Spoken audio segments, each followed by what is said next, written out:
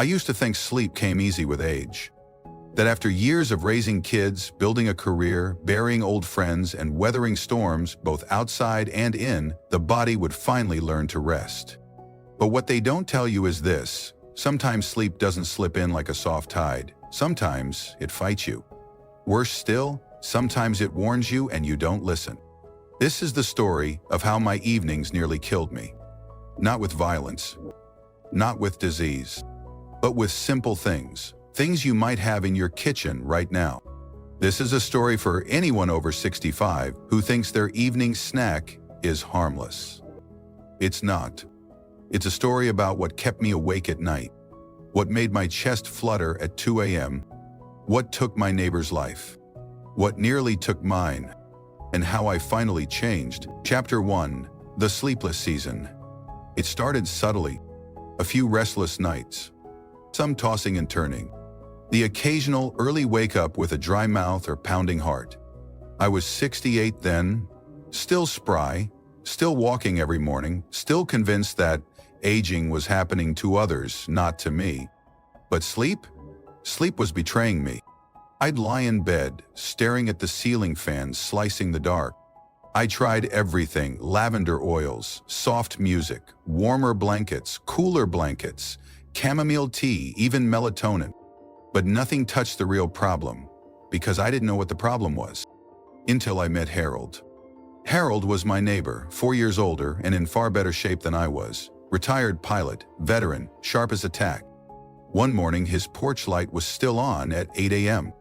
I knocked, no answer. I called, nothing. He had passed in his sleep. Massive cardiac event. At 72, no warning signs. At the funeral, his daughter mentioned he'd been eating the same thing every night: dark chocolate with a Diet Coke. Helps him unwind, she said. That hit me like a freight train, because I was doing the same thing. Sometimes even adding popcorn with butter or cheese before bed. I dismissed the racing heart, the gas, the 2 a.m. bathroom runs, the nightmares. But Harold's story clung to me. Was food doing this? Was I slowly sabotaging myself every single night? Chapter 2: The Hidden Enemies in My Kitchen. After Harold's funeral, I couldn't sleep. Not just because of grief, though that lingered, but because something had shifted in me.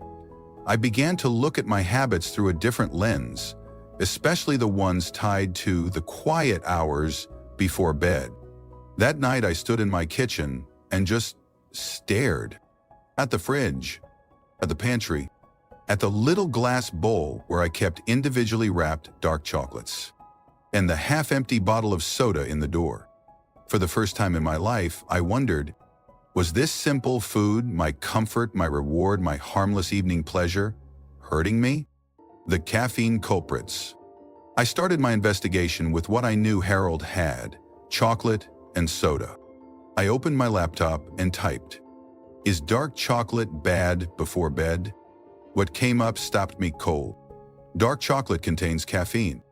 It also contains theobromine, another stimulant.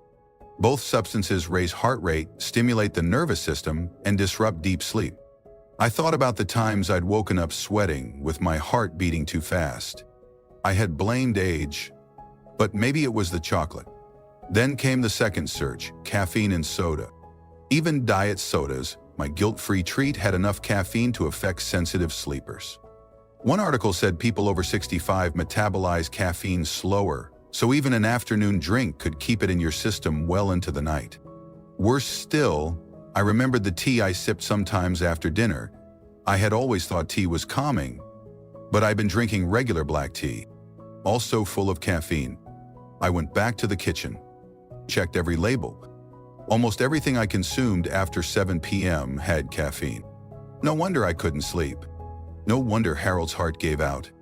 Ours were ticking bombs, stimulated, agitated, and restless, when they should have been at peace.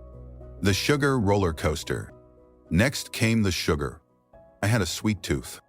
My wife used to joke I loved dessert more than I loved her meatloaf. And after she passed, sweets became comfort. Canned fruit, sweetened yogurt, box juice, and my nightly bowl of healthy granola. until I read the label. It had more sugar than a chocolate bar. Research from a sleep foundation said, high sugar intake before bed causes blood sugar spikes and crashes during the night, leading to sudden awakenings, palpitations, and even nightmares. That hit me hard. I had experienced all of those. Suddenly, my symptoms weren't mysterious anymore. They were explainable, predictable, and worst of all, preventable. The list I didn't want to write. I grabbed a piece of paper and wrote a title. What Not to Eat Before Bed for George. Underneath, I began listing everything I had learned over the past 24 hours. 1. Caffeinated foods and drinks. Coffee. Black/green tea, not herbal. Dark chocolate. Cola or soda, even diet. 2. High sugar foods. Sweet cereals.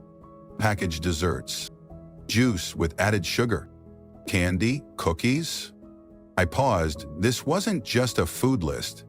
This was a pattern of comfort I had developed over decades, and breaking it would feel like grieving all over again. A night without it all. That evening I ate early, before 6 p.m. Just some grilled chicken, a few boiled carrots, and brown rice. No dessert. No tea. No soda. No chocolate.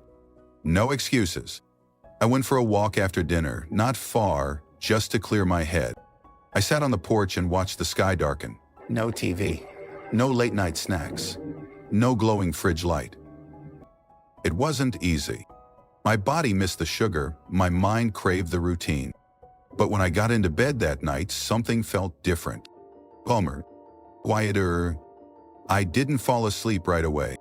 But when I did, I stayed asleep. No racing heart. No 2 a.m. gasps. No grogginess when I woke. I remembered Harold again, and I whispered thank you. Beginning again at 68. The next morning, I stood in my kitchen and started a new list. What I can eat at night and still sleep peacefully. Warm chamomile tea. A small banana. A spoonful of almond butter. Plain Greek yogurt unsweetened. Herbal teas without caffeine.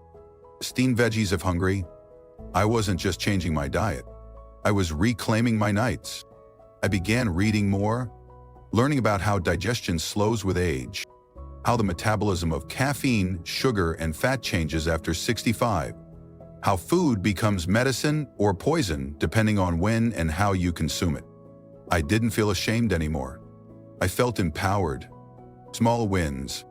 Within 1 week, I stopped waking up drenched in sweat.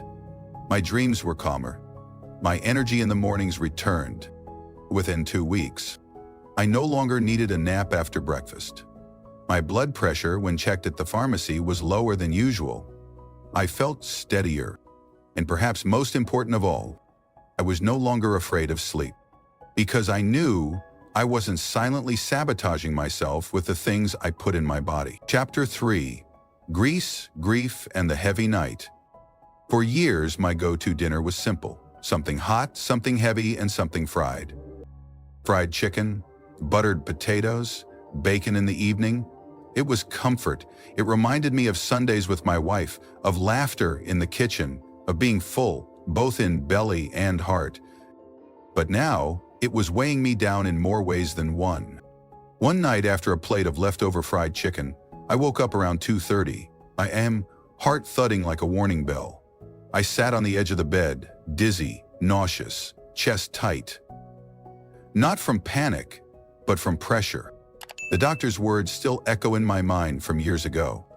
After 65, digestion slows. Heavy, greasy foods late at night can trigger blood pressure spikes and inflammation, especially during deep sleep.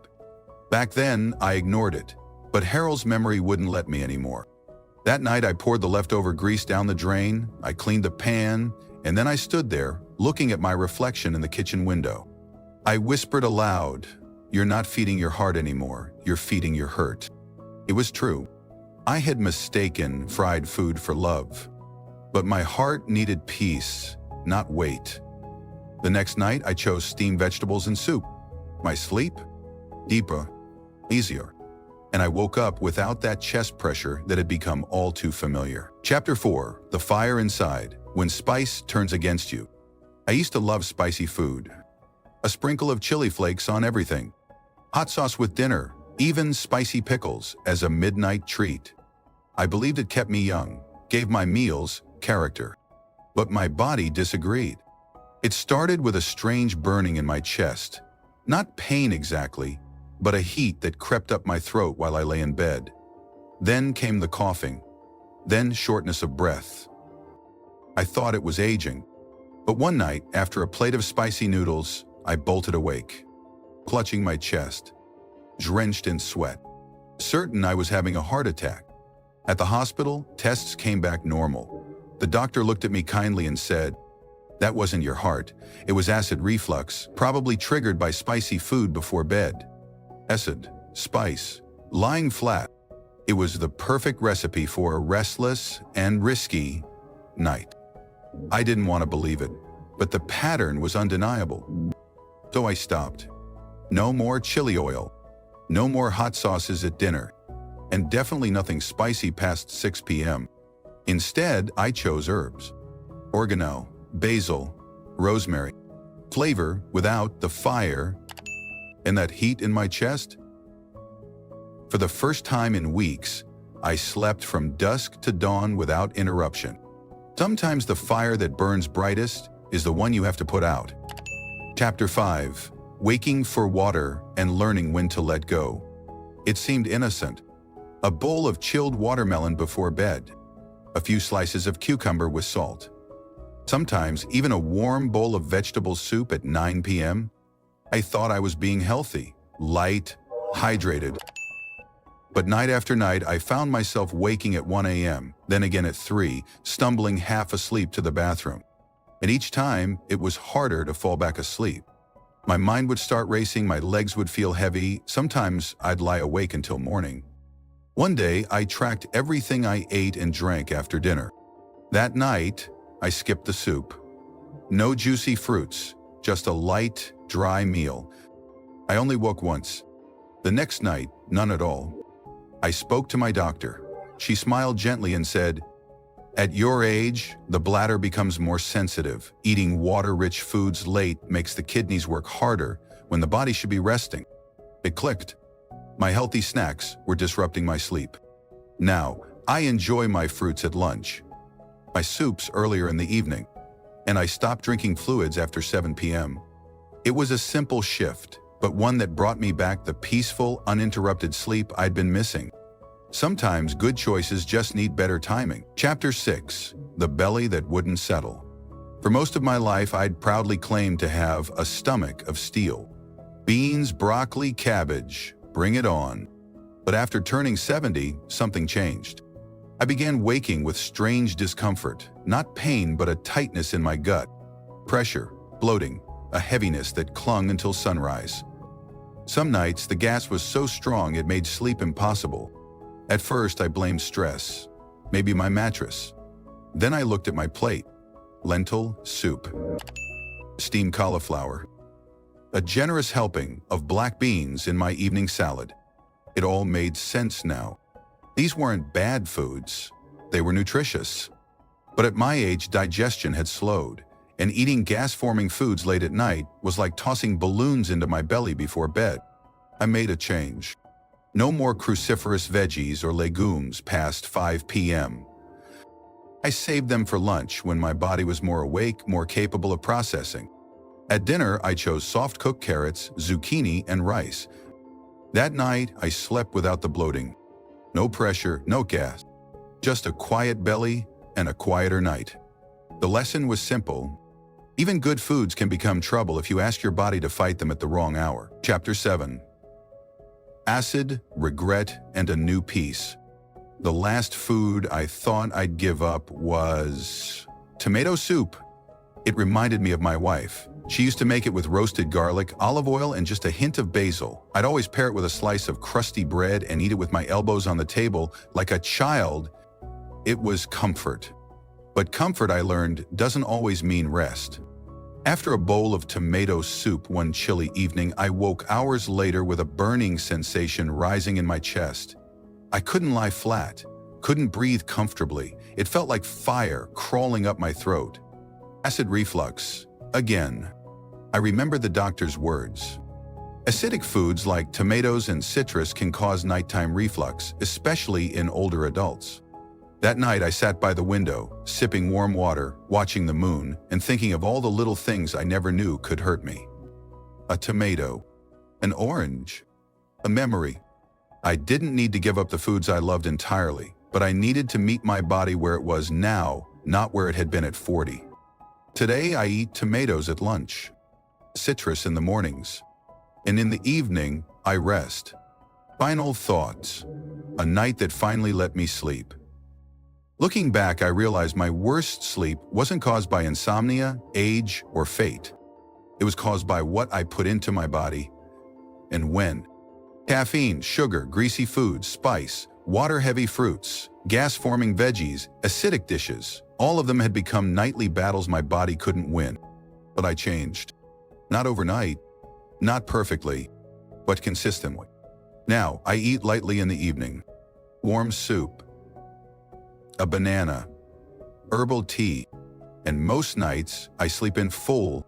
No fear, no racing heart, no 2 a.m. alarms from my own body, just peace. Thank you, dear listener. If you've made it this far, thank you. This story may be mine, but perhaps in some way it's yours too. Maybe you've woken up confused, heart pounding. Maybe you've wondered why your sleep no longer feels restful. You are not alone. The foods we eat after 65 matter more than ever. They don't just nourish us. They decide how we sleep, how we heal, and whether we wake up to see another day. So tonight, choose wisely. Eat gently. Listen to your body like it's your oldest, dearest friend. And I promise, your sleep will thank you. Until the next story, stay well, sleep deeply, and take care of yourself like someone you truly love.